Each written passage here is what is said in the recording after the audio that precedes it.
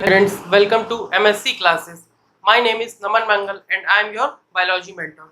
So student, in last video, we discussed the whole syllabus of biology of class 10. Okay, in this video, we will discuss the chapter number 1, which is life process. In this chapter, we will discuss the process of nutrition.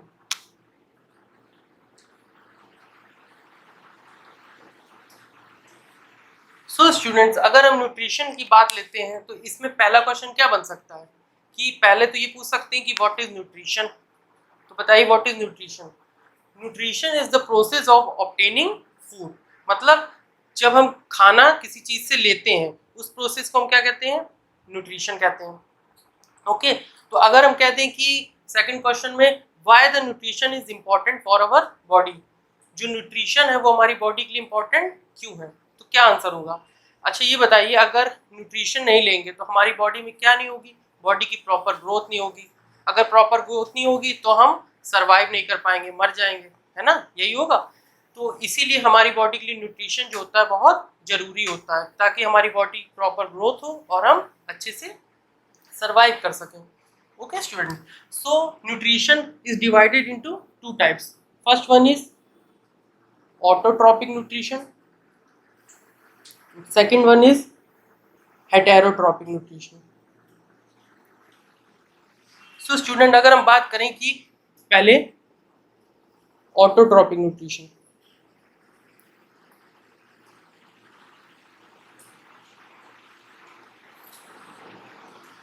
So student अगर हम autotrophic nutrition को देखते हैं तो इसमें हमें दो चीज दिखती हैं, एक तो पहले auto and second is tropic. तो अगर हम ऑटो का मतलब देखते हैं तो ऑटो मतलब होता है सेल्फ एंड ट्रॉपिक मतलब न्यूट्रिशन। तो इसका मतलब क्या होता है स्टूडेंट, ऐसी चीज जो अपना खाना सेल्फ बनाए। ऑटो मतलब सेल्फ और ट्रॉपिक मतलब न्यूट्रिशन, मतलब जो अपना सेल्फ न्यूट्रिशन ले, मतलब वो किसी दूसरी चीज पर डिपेंड मत ना हो अपने न्यूट्रिशन के लिए। जैसे कि ले हम प्लांट्स, तो एग्जाम्पल के लिए अगर हम प्लांट्स लें तो आपने देखा होगा कि प्लांट्स जो होते हैं वो अपना खाना खुद बनाते हैं, वो किसी पर डिपेंड नहीं होते, ना ही वो किसी ऑर्गेनिज्म पे डिपेंड होते हैं, ना ही वो किसी को, कभी आपने सुना है कि प्लांट्स ने फोन करके कहा होटल से अरे भैया एक प्लेट बिरयानी भिजवा दो, ऐसा नहीं होता ना। तो प्लांट्स जो होते हैं वो अपना खाना खुद बनाते हैं। अच्छा स्टूडेंट्स, अगर हम बात करें कि प्लांट्स अपना खाना कैसे बनाते हैं, तो प्लांट्स जो है वो अपना खाना बनाते हैं by the process of photosynthesis. Okay student, किस प्रोसेस के according, by the process of. So student अगर हम बात करें कि फोटोसिंथेसिस होता क्या है, अभी हमने बताया प्लांट्स जिस प्रोसेस के अकॉर्डिंग अपना खाना बनाए वो फोटोसिंथेसिस होता है। चलिए इसकी हम एक रिएक्शन देखते हैं जिसमें 6CO2 plus 6H2O gives C6H12O6 and 6O2। तो स्टूडेंट ये हमने अभी बताया किसकी प्रेजेंस में होता है, सनलाइट की प्रेजेंस में। तो हमने क्या देखा, फोटोसिंथेसिस में क्या होता है, जब 6 mole of carbon combines with 6 moles of hydrogen in the presence of sunlight, then it forms a glucose. इसको हम ग्लूकोज भी बोल सकते हैं और जैसा भी हमने बताया इसको हम फूड भी बोल सकते हैं। तो ये अपना खाना खुद बनाते हैं और 6 मोल ऑफ ऑक्सीजन बाहर निकल जाते हैं, उसका कोई यूज नहीं होता। तो अगर हम एग्जाम्पल के लिए ले लें तो स्टूडेंट अगर हम देखें कि जैसे मान लीजिए ये है प्लांट। ओके स्टूडेंट, ये रहा आपका प्लांट, ठीक। तो अब हम क्या करेंगे, ये जैसे मान लीजिए ये है सनलाइट, ये है आपका सन। तो सन की जो रेज है वो इस पे पड़ रही है, ठीक। और अभी हमने रिएक्शन में क्या देखा था, CO2, CO2 भी हम इसको प्रोवाइड कर रहे हैं, ठीक, यही देखा था अभी हमने रिएक्शन में। ओके, और हमने क्या देखा था, इसको पानी भी प्रोवाइड करा जा रहा है, यही देखा था, ठीक। जब हम प्लांट को हम ये तीन चीज देते हैं CO2 H2O in the presence of sunlight, तो हमें क्या मिला था, अभी हमने देखा था ग्लूकोज H12O6, या हम इसको फूड कहें, जो प्लांट्स खाना खुद बनाते हैं वो। ओके, और O2 बाहर निकल जाता है 6O2, यही तो हमने देखा था। तो इसको हम ऐसे भी समझ सकते हैं, जैसे ही प्लांट है इसको हमने CO2 प्रोवाइड कराया, वाटर प्रोवाइड कराया, किसकी प्रेजेंस में, सनलाइट की प्रेजेंस में। ओके, तो हमें क्या मिला, फूड बन गया। ऐसे ही जो प्लांट्स होते हैं वो अपना खाना बनाते हैं फोटोसिंथेसिस के। सो स्टूडेंट, हमने ऑटोट्रॉपिक न्यूट्रिशन पढ़ लिया, हमने अभी बता दिया आपको ऑटोट्रॉपिक न्यूट्रिशन क्या होता है। ओके, तो अब हम पढ़ेंगे heterotrophic nutrition. Heterotrophic nutrition. So student, ये जो हेटेरोट्रॉपिक न्यूट्रिशन होता है वो 3 पार्ट्स में डिवाइड होता है। 3 पार्ट्स कौन कौन से, सैप्रोफिटिक, सेकंड कौन सा होता है parasitic, and third one is holozoic. तो स्टूडेंट, हमने अभी पढ़ा कि जो हेटेरोट्रॉपिक न्यूट्रिशन होते हैं वो 3 टाइप्स में डिवाइड होते हैं। So student, first type is saprophytic nutrition. So student, अगर हम सैप्रोफिटिक न्यूट्रिशन की बात करते हैं तो सैप्रोफिटिक न्यूट्रिशन होता क्या है। So saprophytic nutrition. So student, what is saprophytic nutrition? So saprophytic nutrition जो होता है वो ऐसे न्यूट्रिशन होता है जब जो ऑर्गेनिजम्स होते हैं जब वो किसी डेड और डिकेइंग ऑर्गेनिक मैटर पे डिपेंड हो, किस लिए, अपने न्यूट्रिशन के लिए। हमने बताया था कि न्यूट्रिशन क्या होता है, फूड को ऑब्टेन करना। ऐसे जो सैप्रोफिटिक न्यूट्रिशन होगा वो किस पे डिपेंड होगा अपने फूड लेने के लिए, dead and decaying matter. Dead and decaying matter मतलब क्या होता है, जो मरी और सड़ी चीजें होंगी उस पर डिपेंड होगा। ओके, जैसे कि हम ले लें एग्जांपल के लिए राइजोपस, आपने सुना होगा, इट इज अ फंगस, ये एक फंगस है। Okay, so second one is, अगर हम सेकंड की बात करें तो पैरासिटिक न्यूट्रिशन।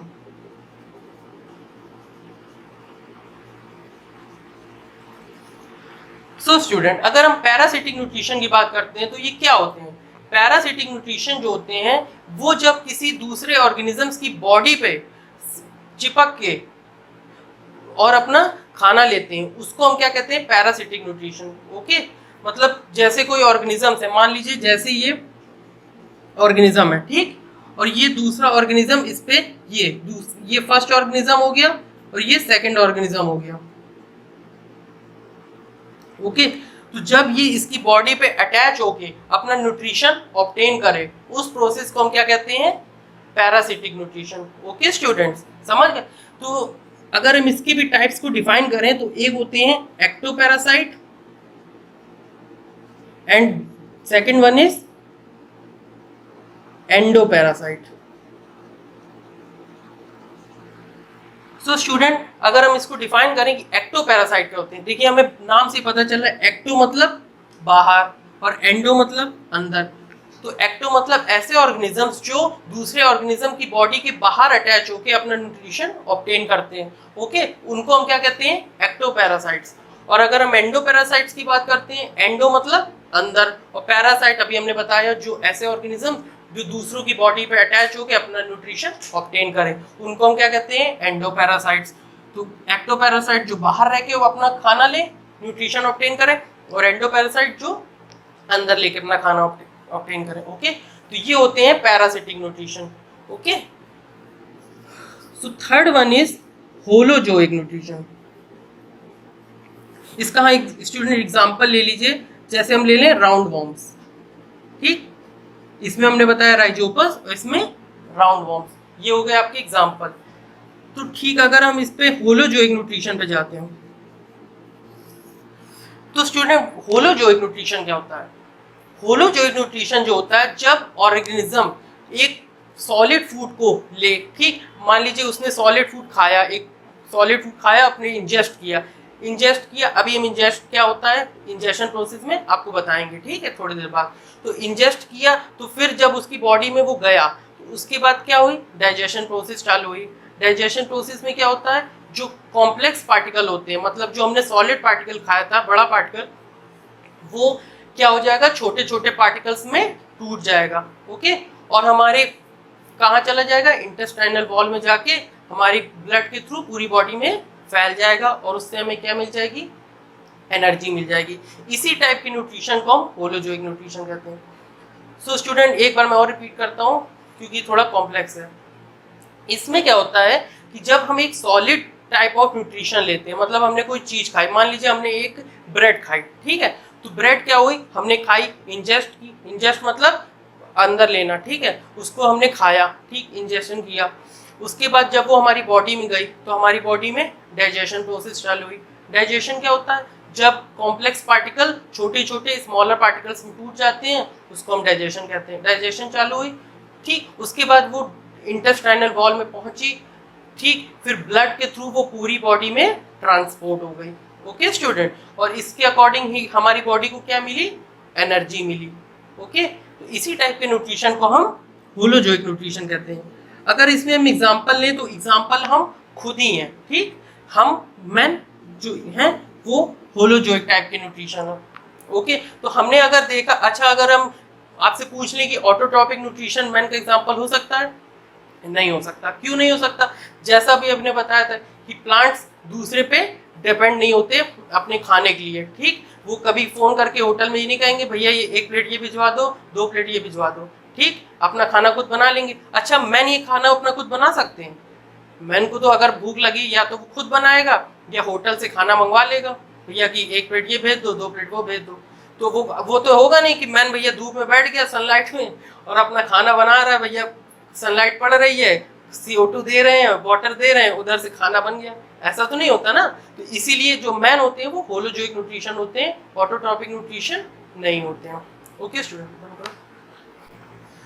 सो स्टूडेंट अभी हमने पढ़ लिया हेटेरोट्रॉपिक न्यूट्रिशन। हम पढ़ेंगे न्यूट्रिशन इन एनिमल्स। क्या पढ़ेंगे, न्यूट्रिशन इन एनिमल्स।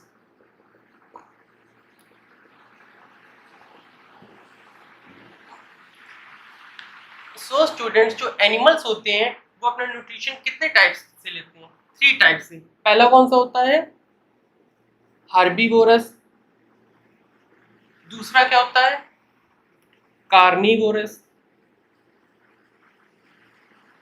और थर्ड क्या होता है, ओमनीवोरस। ओके, तो इनको हम एक एक करके डिफाइन करते हैं, ठीक। तो सबसे पहले आते हैं हम हर्बीवोरस पे। अच्छा हर्बीवोरस होते क्या है, हर्बीवोरस वो ऑर्गेनिजम्स या एनिमल्स होते हैं जो प्लांट्स पे डिपेंड होते हैं, मतलब जो सिर्फ प्लांट्स खाते हैं, पता होगा आपको, ठीक। जैसे हम क्या ले लें, गोट, गोट क्या होती है, सिर्फ प्लांट्स खाती, कभी आपने उसको फ्लैश खाते हुए नहीं देखा होगा। सेकंड वन ले ले, काउ। अच्छा काउ को कभी आपने फ्लैश खाते हुए देखा है, मीट खाते हुए देखा है, नहीं देखा होगा। क्यों, क्योंकि वो सिर्फ प्लांट्स पे डिपेंड होती है अपने न्यूट्रिशन के लिए, इसलिए हम उसको हर्बीवोरस कहते हैं। Okay student, and etcetera example.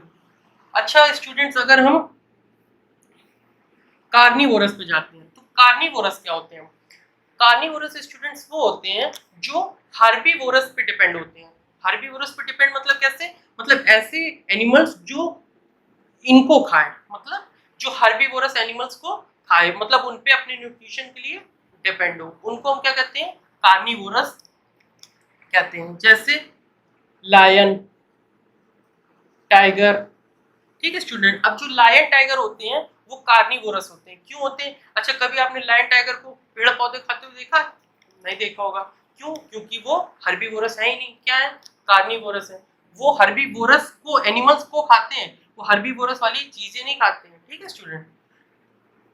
तो ये जो होते हैं ये कार्निवोरस होते हैं। ओके, अच्छा ओमनीवोरस क्या होते हैं, अगर हम ओमनीवोरस की बात करते हैं, ओमनीवोरस स्टूडेंट्स वो होते हैं जो हर्बीवोरस का भी खाना खाते हैं और कार्निवोरस का भी खाना खाते हैं, ठीक, मतलब प्लांट्स भी खाते हैं और मीट भी खाते हैं, ठीक। जो प्लांट्स भी खाएंगे और मीट भी खाएंगे वो क्या होंगे, ओमनीवोरस होंगे। जैसे ह्यूमन, अब हम लोग क्या है, हम लोग प्लांट्स भी खा सकते हैं और मीट तो हम लोग खाते ही हैं, सबको पता है, ठीक है। तो हम लोग किस कैटेगरी में आते हैं, ओमनीवोरस में।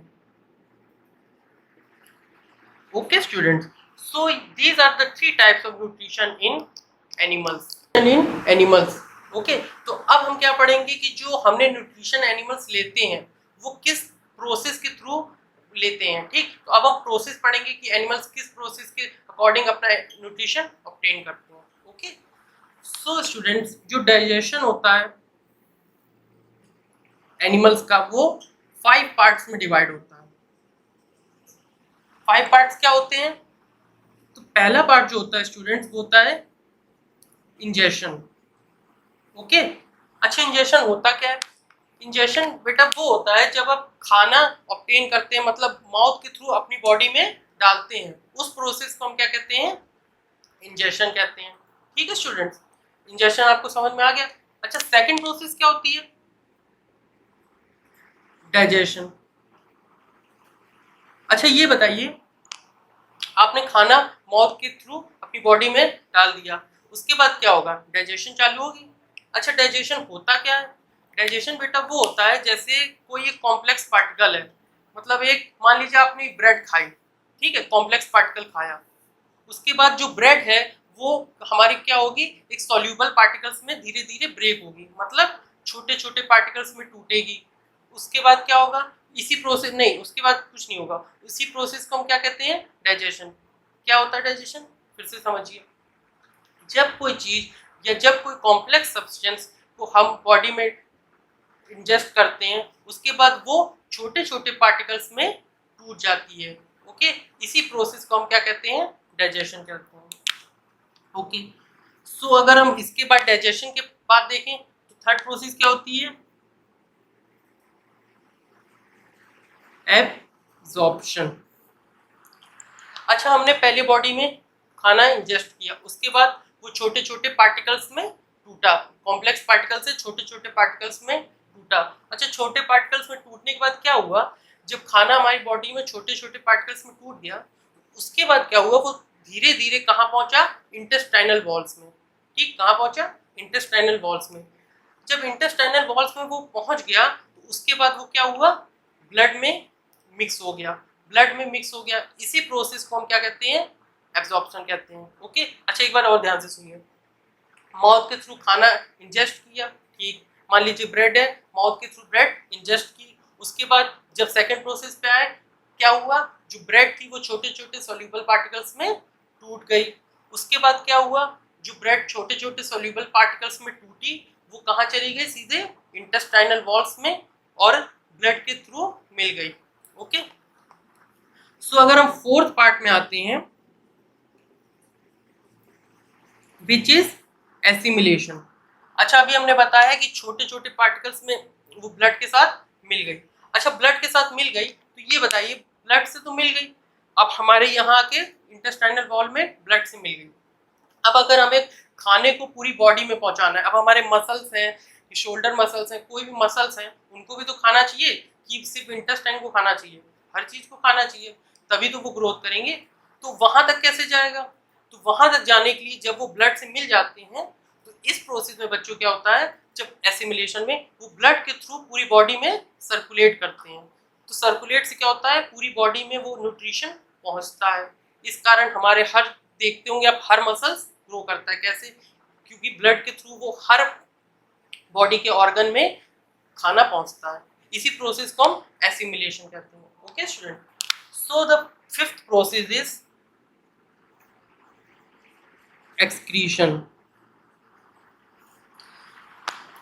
अच्छा स्टूडेंट्स, जो हमारा पूरा खाना पहुंचा, ठीक है, अब जरूरी तो नहीं है उसमें कि सब पूरा डाइजेस्टेड फूड होगा, जो हमने डाइजेशन प्रोसेस की थी, अब उसमें जरूरी नहीं होता कि पूरा जो जितना भी हमने खाना खाया वो पूरा डाइजेस्टेड हो, कुछ पार्टिकल्स जो होते हैं वो अनडाइजेस्टेड भी होते हैं। तो इस प्रोसेस में बच्चों क्या होता है? जो अनडाइजेस्टेड फूड होता है वो क्या होता है? By the process of excretion वो हमारी बॉडी से क्या हो जाता है? रिमूव हो जाता है बाय एनस। ठीक है, एनस के अकॉर्डिंग, एनस के थ्रू भी ये हमारा खाना हमारी बॉडी से रिमूव हो जाता है। इसी प्रोसेस को बच्चों हम क्या कहते हैं? एक्सक्रीशन कहते हैं। सो स्टूडेंट, अगर हम एक मिनट में इसका ओवरव्यू देना चाहें तो हम क्या कह सकते हैं? सबसे पहले हमने इंजेक्शन के थ्रू, माउथ मतलब माउथ के थ्रू अपने बॉडी में न्यूट्रिशन को ऑब्टेन किया by the process of injection. Okay, और उसके बाद जो हमने खाना लिया वो डाइजेशन में क्या हुआ? वो छोटे छोटे पार्टिकल्स में टूटा, उस प्रोसेस को क्या कहेंगे? डाइजेशन। उसके बाद टूटने के बाद थर्ड में क्या हुआ? एब्जॉर्प्शन। एब्जॉर्प्शन मतलब वो सीधे इंटेस्टाइनल वॉल में गया और ब्लड सेल्स के साथ मिल गया। ओके स्टूडेंट, तो फोर्थ प्रोसेस जब वो ब्लड सेल्स के साथ मिल गया उसके बाद क्या होगा? जो ब्लड सेल्स होंगी वो पूरे बॉडी के हर ऑर्गन में खाने को पहुंचाएंगी, उनका ये काम होता है, ठीक है। अगर नहीं पहुंचाएंगी तो आपको पता है हर मसल्स अच्छे से ग्रो नहीं कर पाएगा, ठीक है स्टूडेंट। तो फिफ्थ पार्ट जो आता है वो आता है हमारा एक्सक्रीशन। एक्सक्रीशन क्या होता है, अभी हमने बताया कि जितना भी हमने खाना खाया जरूरी नहीं है कि वो पूरा डाइजेस्ट हो गया हो, कुछ खाना अनडाइजेस्ट भी होगा, और उसी अनडाइजेस्ट खाने को जब बॉडी से बाहर निकाला जाता है उसी प्रोसेस को हम एक्सक्रीशन कहते हैं। Okay student, so student this is enough for today's video. तो बाकी जो हमारा बचता है कि डाइजेशन प्रोसेस जैसे हमने एनिमल से बता दी, वही प्रोसेस हम कल अगली वीडियो में ह्यूमन बींग्स में पढ़ेंगे। ओके स्टूडेंट, तो आज हम उसको इसलिए नहीं पढ़ाएंगे क्योंकि वो थोड़ी लंबी है और उस टाइम ले लेगी, तो इसलिए उसको हम अगली वीडियो में पढ़ेंगे। Okay, so student, that's enough for today's video. If you like this video, please subscribe my channel, like the video and share it. Okay, thank you.